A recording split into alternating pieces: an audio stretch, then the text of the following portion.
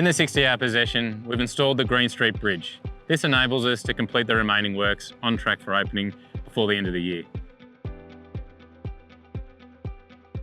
This possession's unique in that we got to lift in the Green Street Bridge 224 tonne in one section, enabling us to complete a large amount of work in a short amount of time. In the lead up to the possession, the bridge was fabricated in Melbourne. The bridge consists of two 50-tonne main girders and 15 cross girders. The crane is able to safely lift the bridge at this size due to the large number of counterweights that it has, over 500 tonne. Double stack freight trains require vertical clearances as well as horizontal clearances. At Wallen, we're slewing approximately 1 kilometre of track to enable this to happen. We've also completed critical works within the station precinct.